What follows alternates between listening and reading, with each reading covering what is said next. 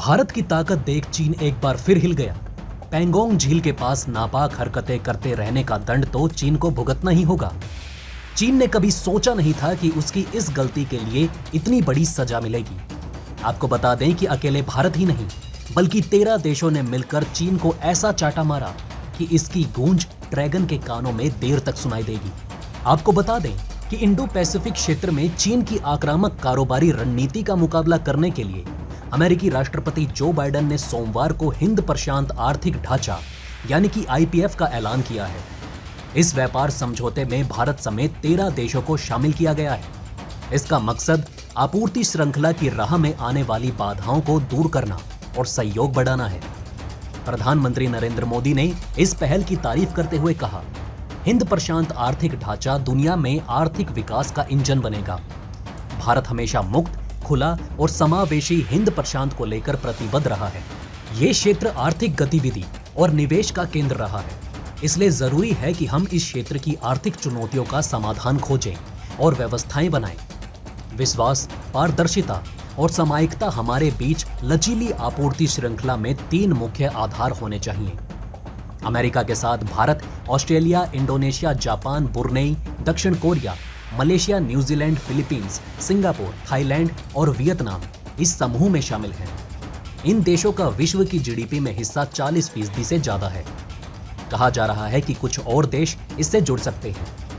Corona काल में चीन से आपूर्ति बाधित हुई और कई देशों को खामियाजा भुगतना पड़ा। यही वजह है कि पूरी दुनिया ठोस विकल्प चाहती है। प्रधानमंत्री नरेंद्र मोदी भी कई बार कह चुके हैं कि भरोसेमंद आपूर्ति श्रृंखला की जरूरत है। इस करार से अमेरिकी और एशियाई अर्थव्यवस्था, आपूर्ति श्रृंखला, डिजिटल व्यापार, स्वच्छ ऊर्जा समेत कई मुद्दों पर साथ काम करेगी। कहा जा रहा है कि इस समूह से जुड़े देशों के बीच टैरिफ की दरें कम होंगी। भारतीय विदेश मंत्रालय ने इस पहल को ऐतिहासिक बताते हुए कहा कि इससे सदस्य देशों में आर्थिक गठजोड़ मजबूत होगा। प्रधानमंत्री नरेंद्र मोदी ने जापान में प्रवासी भारतीयों को संबोधित करते हुए कहा कि भारत में आज सही मायनों में जनता के नेतृत्व वाली सरकार काम कर रही है। मेरा जो लालन पालन हुआ है, जो संस्कार मुझे मिले हैं, उसके कारण मेरी भी एक आदत बन चुकी है। मुझे मक्खन पर लकीर खींचने में मजा नहीं आता, मैं पत्थर पर लकीर खींचता हूं। प्रधानमंत्री ने कहा, सवाल मोदी का नहीं, 130 करोड़ देशवासियों के संकल्प, सपने और सामर्थ्य का है। नया भारत भविष्य को लेकर काफी आश्वस्त है। अमेरिका की रणनीति उकसाने वाली। दोस्तों, चीन के विदेश मंत्री वांग यी ने तीखी प्रतिक्रिया दी। कहा कि अमेरिका की हिंद प्रशांत रणनीति विभाजन पैदा करती है, टकराव के लिए उकसाती है और शांति भंग करती है।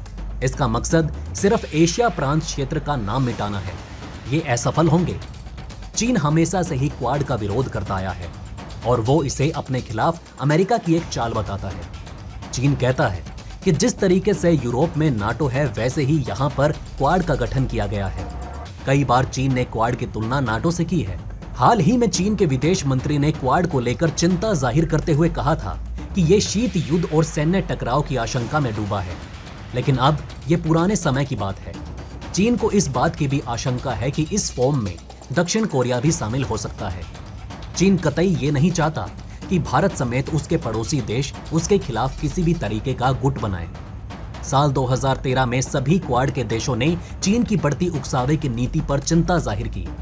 भारत ने उसके बाद से सीमा पर चीन के साथ 4 तनाव देखे हैं, जिसमें 2013, 2014, 2017 और 2020 शामिल हैं।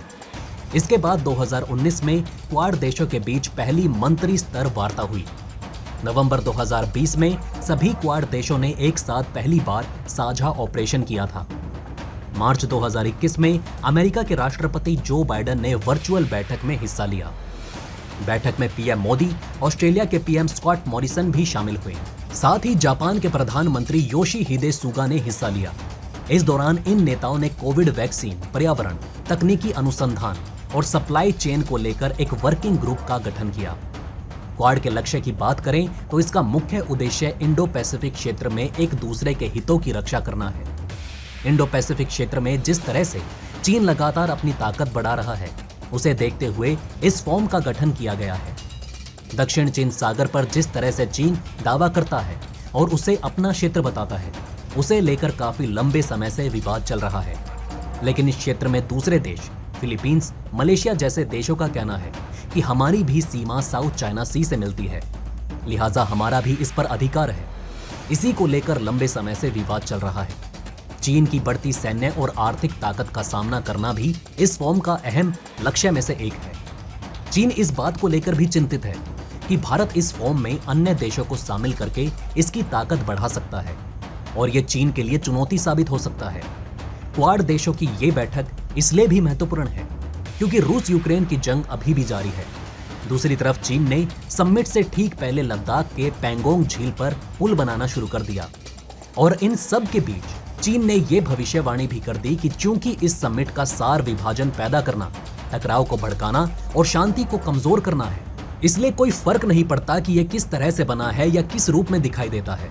दरअसल ये विफल होने के लिए ही गठित हुआ है। इन तमाम परिस्थितियों के बीच भारत को इस सम्मेलन में अपने वजूद को बनाए रखना चुनौती भी है और ऐतिहासिक तौर पर महत्वपूर्ण भी है, क्योंकि चीन और रूस से भारत के हित सीधे तौर पर जुड़े हैं। हाल के वर्षों में चीन ने न केवल भारत पर दबाव बनाने के लिए हिंद महासागर में अपनी गतिविधियां बढ़ाई, बल्कि पूरे साउथ चाइना सी पर अपना दावा जताया है। चीन के इन कदमों को सुपर पावर बनने की कोशिशों के तौर पर देखा जा रहा है। ऐसे में अमेरिका और भारत दोनों एक दूसरे के पूरक के तौर पर साथ मिलकर क्वाड के विस्तार पर काम कर रहे हैं ताकि चीन के इन मंसूबों पर पानी फेरा जा सके। भारत के लिए ये एक बढ़िया मौका होगा जब रूस के मुद्दे पर चर्चा होगी, जिसमें वो अमेरिका, रूस और ऑस्ट्रेलिया की तिकड़ी से मोलभाव कर पाएगा। मालूम हो कि रूस यूक्रेन जंग में अमेरिका, जापान और ऑस्ट्रेलिया तीनों देश यूक्रेन के साथ खड़े हैं, जबकि भारत अप्रत्यक्ष तौर पर रूस के साथ खड़ा है। चीन शुरू से ही क्वाड का विरोध करता रहा क्योंकि इसे वो अपने वैश्विक उभार को रोकने वाली रणनीति के तौर पर देखता है।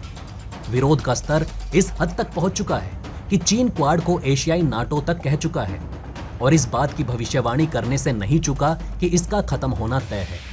विशेषज्ञों की माने तो चीन की सबसे बड़ी चिंता क्वाड में भारत के जुड़े होने से है। चीन को इस बात का डर लगातार सता रहा है कि अगर भारत अन्य महाशक्तियों के साथ गठबंधन बनाता है तो वो भविष्य में उसके लिए बड़ी समस्या खड़ी कर सकता है। कई चीनी विश्लेषक भारत की सैन्य ताकत को देखते हुए उसकी अमेरिका समेत अन्य क्वाड देशों के साथ बढ़ती साझेदारी को बड़े संभावित खतरे के रूप में देखते हैं।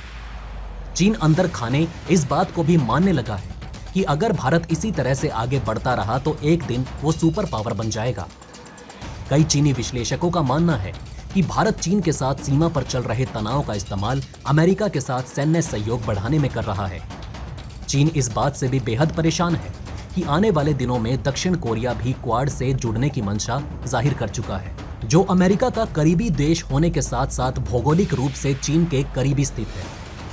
ये परिस्थिति चीन की परेशानी को बढ़ाने के लिए काफी है। तो दोस्तों, अब आप हमें कमेंट सेक्शन में बताइए कि क्या ये बातें आपको पहले से पता थी।